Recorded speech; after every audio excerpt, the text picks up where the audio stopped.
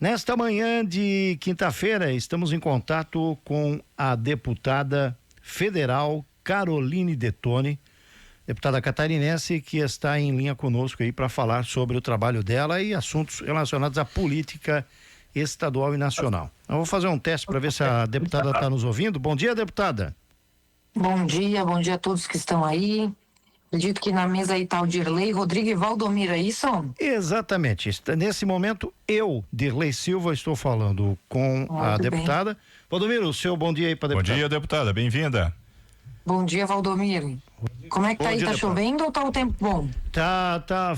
Nesse instante, nós temos uma garoa, né? E o frio. A deputada tá em Brasília, né? Obviamente. Não, essa semana, por conta das festas juninas, olha o que o Hugo Mota nos aprontou. Ele falou que haveria sessão apenas na quinta e na sexta e que não teria sessão e online a sessão, pra gente ficar nas bases por conta das festas juninas do Nordeste, do Norte. E aí nós ontem tivemos sessão, derrubamos a questão do IOF, né? O IOF criado, o aumento do IOF criado por esse governo online, mas foi tudo online, então eu estou em Xanxerê hoje. Tá no oeste de Santa Catarina. Isso, estamos trabalhando remotamente essa semana. Perfeito. Mas aqui tá chovendo, né, e frio pegou essa semana Santa Catarina, né? Verdade, isso é bom pro turismo, né, deputada? Isso é bom pro turismo, né? Com certeza. E no mais, como é que estão aí em Brusque região? Deputada, uma boa notícia é que, vamos começar aqui por Brusque, que a senhora tem assim uma presença bastante marcante aqui. Essa semana, começou ontem e vai terminar hoje, uma avaliação da Secretaria de Estado da Saúde e também do Ministério da Saúde para que o Hospital de Azambuja, que neste mês de julho, dia 29, comemora 129 anos, o Hospital de Azambuja possa atender também aqui na região Brusque, Guabiruba, Botuverá, provavelmente Nova Trento, São João, Canelinha, Major, enfim, o atendimento de oncologia. Então, hoje há uma reunião na prefeitura com o secretário municipal de saúde e também com o pessoal do Ministério da Saúde e da Secretaria Estadual de Saúde para que essa avaliação termine e muito provavelmente aí nos próximos meses a certificação seja oferecida pelo Ministério da Saúde e Brusque contemplada com essa situação, que houve um movimento aí, inclusive da bancada catarinense, a bancada de deputados e também de senadores junto ao Ministério.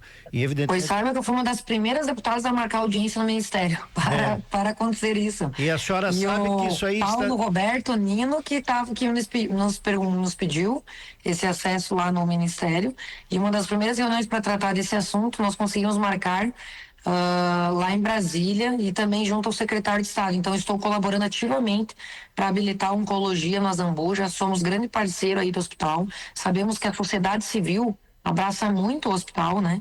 Grande parte dos investimentos feitos no Azambuja é dos empresários, e mesmo assim a gente anualmente sempre dá uma emenda aí para ajudar nos trabalhos relevantes para a sociedade do Hospital Azambuja. E toda vez que eu vou para Brusque, faço uma visita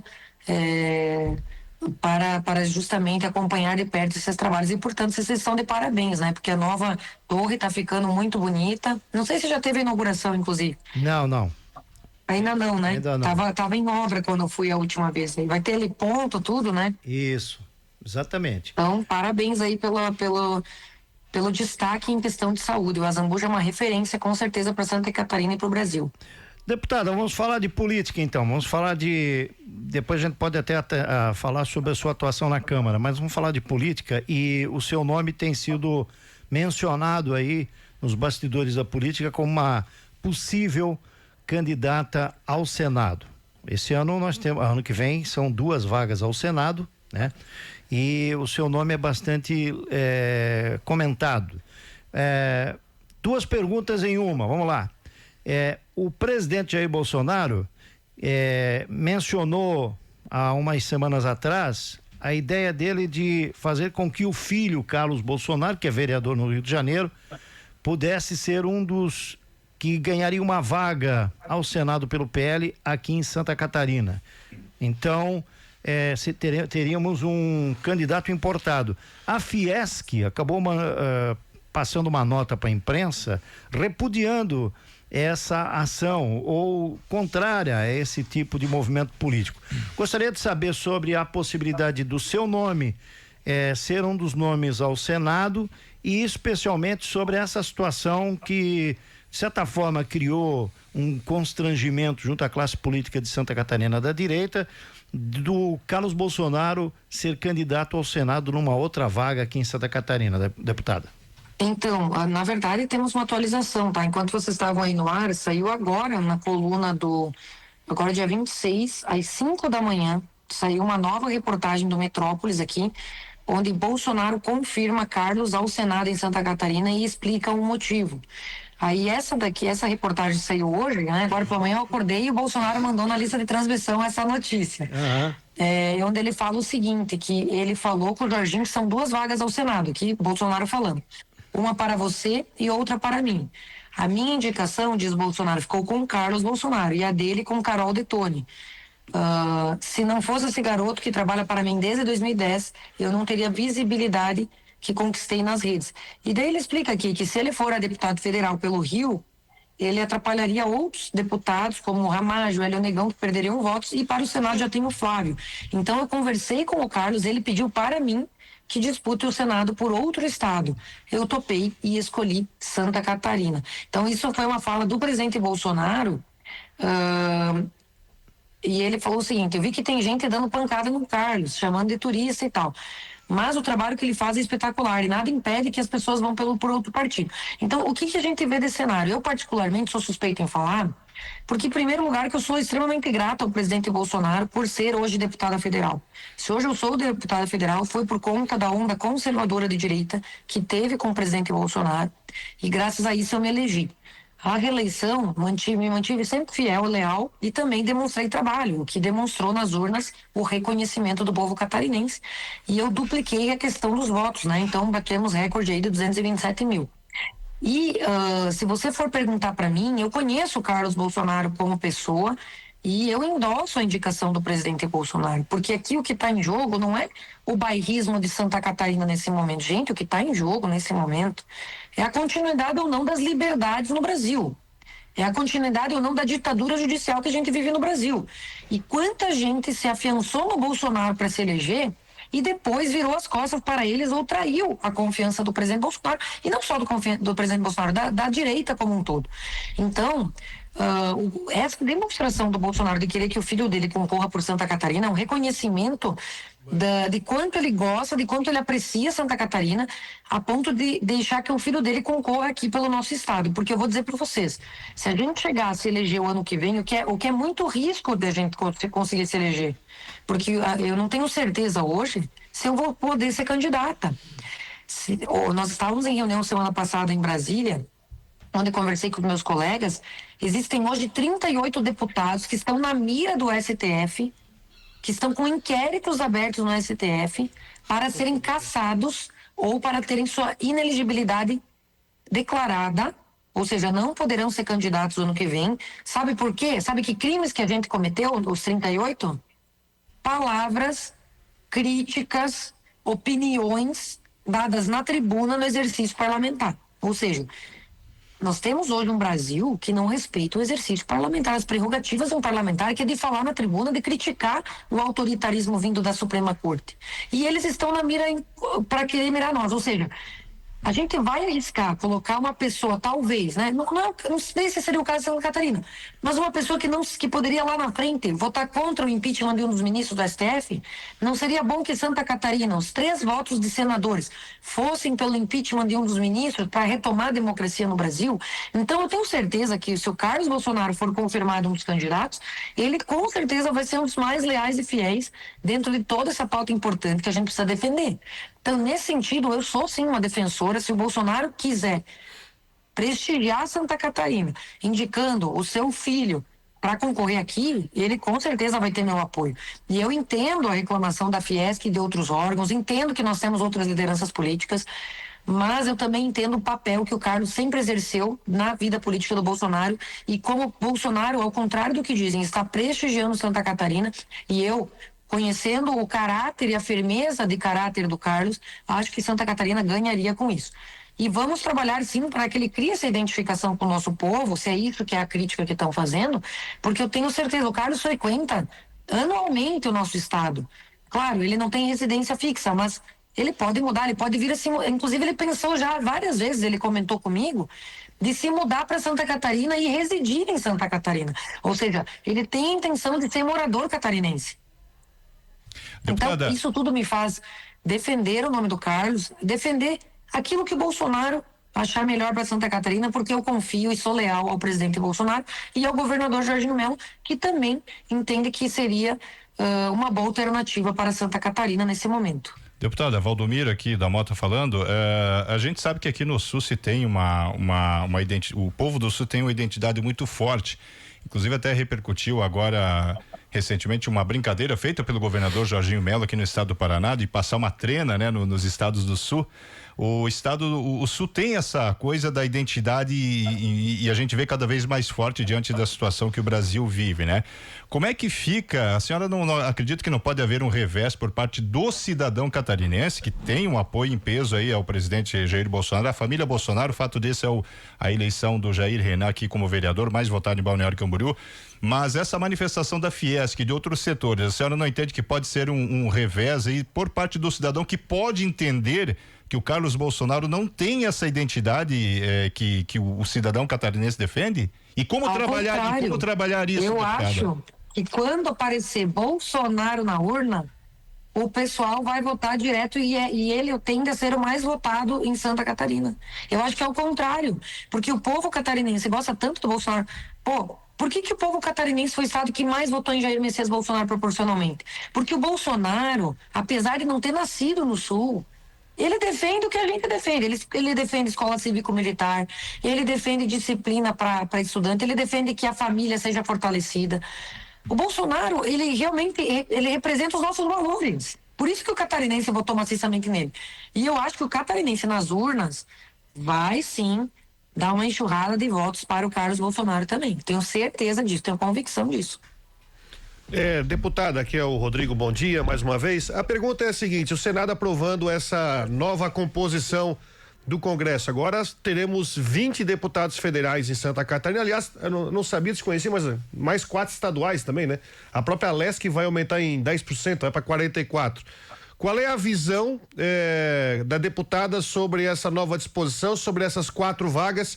Agora a bancada federal catarinense vai ter 20 deputados em 2027, no caso, né? Então, o ano passado eu já previa que isso ia acontecer. Como presidente da CCJ, pautei o projeto do deputado Pezente. O que previa o projeto Pezente? Já que o Supremo, né, iria legislar no nosso lugar, para remanejar o número de deputados, a gente se antecipou e eu botei em votação para que não houvesse o aumento. Então, mantém os 513, só tira de estados que tenha mais, onde a população diminuiu, e dá para Santa Catarina 4 vagas, né? Ou seja, não ia ter aumento de despesa, nada. O que aconteceu? A bancada do Rio de Janeiro, porque ia perder 4 deputados federais, entrou na CCJ, fez um alvoroço lá e eles mudaram os nossos cálculos de votação e nós íamos perder essa votação na CCJ. Eu tirei o projeto de pauta e deixei então que o Hugo Mota resolvesse esse ano, né? O que o Hugo Mota fez? Na verdade, conversou com as bancadas. Paraíba vai perder um deputado, até o Lira, o Alagoas vai perder um deputado. Então, os próprios presidentes da Câmara iam perder deputados nessa visão que ia ser feita pelo judiciário, e era a visão que a gente queria, só remanejar o número, dando mais para Santa Catarina, sem aumentar o número geral. Mas, infelizmente, ninguém quer perder. Lá todo mundo vai defender o seu estado e ninguém vai querer perder deputado. Então me apresentaram essa proposta da Dani Cunha, filha do Eduardo Cunha, que é autora do projeto, onde ela aumenta o número geral dos deputados. E aí se aumentou então o número geral dos deputados, sem aumento de despesa. Eu votei contra, porque eu acho que o Brasil não precisa ter mais deputados. Estados Unidos tem menos deputados, a Índia tem menos deputados, proporcionalmente. Para que a gente vai ter que aumentar o número de deputados? Eu votei contra, mas eu perdi e aumentou-se, então, o número geral dos deputados.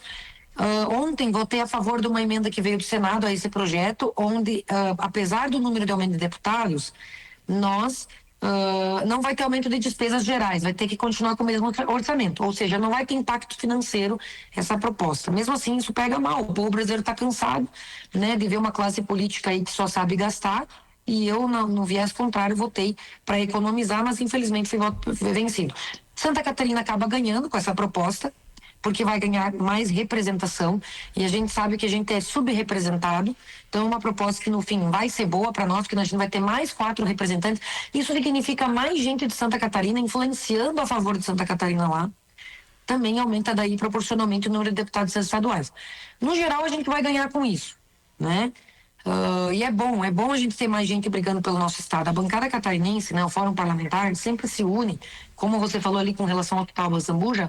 Sim, fizemos reuniões em favor do Azambuja, e a bancada, com certeza, ela é unida para lutar por Santa Catarina. Então vão ser 4 vozes a mais lutando por Santa Catarina, por mais recurso, vai ter mais emenda para o estado, como consequência também. Quero voltar, deputada, a essa questão ainda das vagas do Senado no próximo ano. Já ouvimos a sua opinião favorável à vinda de Carlos Bolsonaro para participar numa dobradinha com a senhora, ou evidentemente outro nome que foi escolhido. Do ponto de vista da costura política para o governador Jorginho Melo, porque temos aí outras lideranças da direita despontando em Santa Catarina. Uma delas é o João Rodrigues, né? Que é aí da sua região, do oeste de Santa Catarina, uma figura pública bastante forte da direita, que está terminando seu mandato como prefeito, que fez um trabalho bastante marcante aí, pelo menos é o que diz isso, tanto na reeleição dele como nas pesquisas que são feitas no oeste. Como é que a senhora acha que deve acontecer a costura aí para manter a direita na direita? Olha, então, eu acho que essa situação toda se criou, inclusive por culpa do João Rodrigues. Se o João Rodrigues, desde o início, o Bolsonaro disse, João Rodrigues vai ao Senado, né?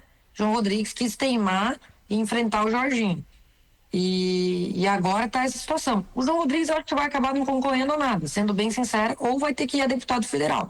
Porque uma vez que o Jorginho vai indicar uma vaga para o Senado e já me escolheu para essa vaga, o que me deixa muito honrada, e com certeza farei de tudo para trabalhar para honrar essa oportunidade, e o Bolsonaro acabou escolhendo o Carlos, no fim, ou o João Rodrigues vai a governador mesmo, sem ter, porque ele queria muito pegar essa visão bolsonarista. Mas tendo o Carlos na chapa do Jorginho, com certeza a chapa bolsonarista daí já não vai dividir o apoio do Bolsonaro entre João Rodrigues e Jorginho, como às vezes aconteceu em outros estados, onde tem os 2 candidatos mais à direita. Agora o João Rodrigues ficou cada vez mais difícil a situação dele. Ele poderia ter ido ao Senado e depois ter esperado 4 anos para concorrer ao governo, o que no caso dele seria bom para ele, né? Esperar mais 4 anos, mas ele optou para ir para o enfrentamento. E agora ficou uma situação difícil, porque veja bem, o filho do presidente vai estar na chapa do Jorginho, fazendo com que essa chapa seja realmente a chapa bolsonarista. Eu acho que acaba perdendo espaço de disputa e ele vai ter que ir, se quiser concorrer a deputado federal. Acho que vai ser isso que vai acabar sobrando por João Rodrigues, caso ele não queira ir realmente para o enfrentamento a governador, mas eu acho que vai ficar uma situação cada vez mais difícil para ele neste caso, né? O deputado, ainda sobre um projeto que a deputada protocolou aí no dia 5 agora de junho, que tem um intuito aí de impedir a prisão do humorista Léo Lins, em função de uma sentença que ele recebeu agora, né? E que trata relacionado ao racismo. O que diz exatamente esse projeto? A nossa intenção na verdade, é todo esse contexto que está acontecendo no Brasil. Veja bem, nós temos hoje uma prerrogativa, por exemplo, dos deputados, de que opiniões, palavras e votos são imunes.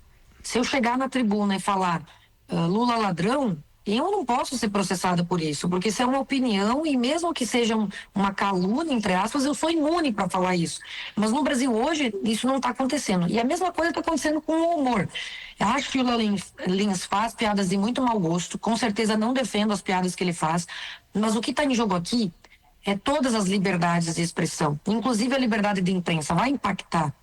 Veja bem, eu estou querendo proteger a liberdade do humor, a liberdade de imprensa, a liberdade de expressão e a liberdade da imunidade parlamentar dos deputados.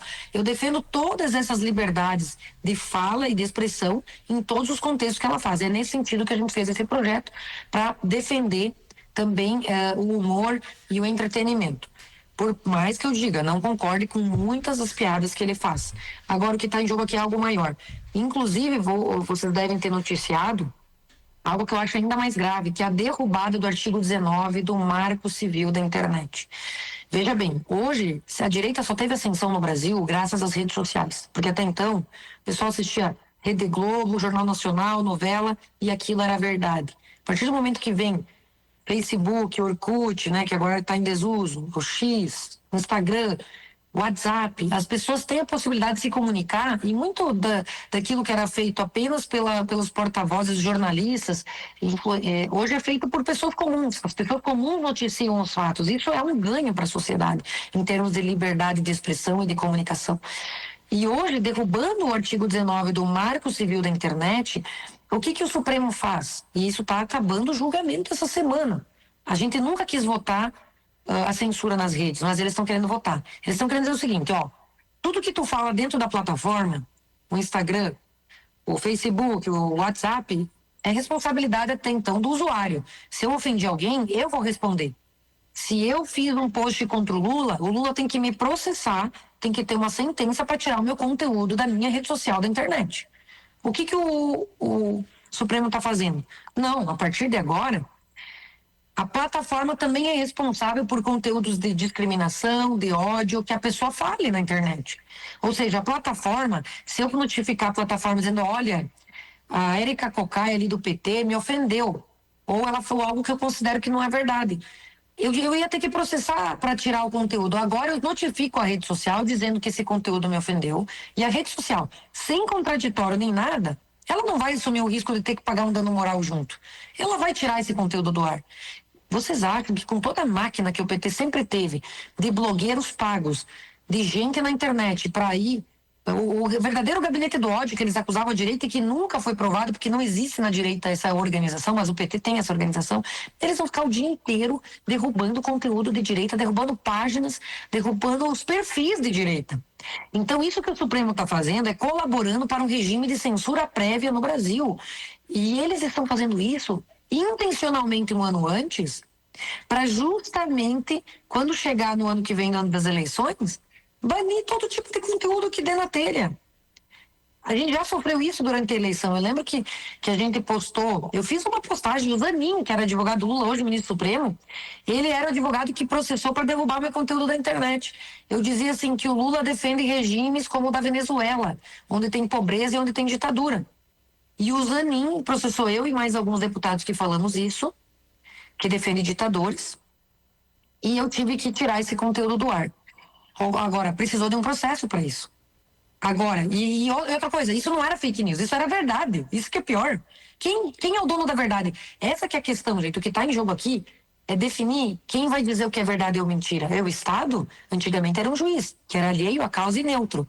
Agora, o próprio ofendido e a rede social não vai pagar o risco de ter que depois ter que pagar um dano moral. Então a gente está vivendo uma censura muito grande, gente. É por isso que eu estou dizendo que o que está em jogo aqui não é o bairrismo de Santa Catarina. O que está em jogo aqui são esses valores superiores da continuidade de a gente poder falar o que pensa na rede social, de poder falar o que pensa na nossa vida privada sem ser perseguido. É isso que está em jogo. Por isso que a gente precisa de pessoas leais e fiéis, pessoas que têm os mesmos princípios que nós, lutando por nós na Câmara, no Senado, para poder mudar essa situação. E é isso que os ministros não querem, porque eles sabem que eles estão correndo risco, eles sabem que se mudar o Senado e tiver maioria de direita, eles estão em risco, porque é muito abuso de direito e de autoridade que está acontecendo vindo do Supremo Tribunal Federal.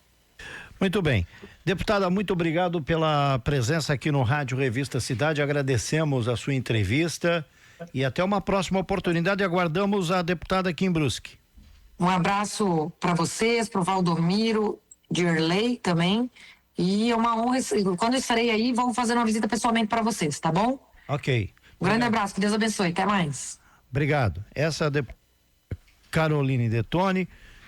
Dando uma entrevista aqui no Rádio Revista Cidade, e uma entrevista que eu penso que é a primeira emissora a ouvir a deputada depois dessa confirmação aí da coluna do Metrópolis. Deixa eu ver quem foi o colunista, o Paulo Capelli, que acaba agora pela manhã de confirmar que Bolsonaro, e realmente está indicando Carlos Bolsonaro ao Senado em Santa Catarina com aval do governador do estado e de uma pré-candidata, de uma possível candidata ao Senado, o nome de Caroline Detoni está despontando aí como seria uma das vagas, concordando com essa estratégia política do ex-presidente da República, meus caros.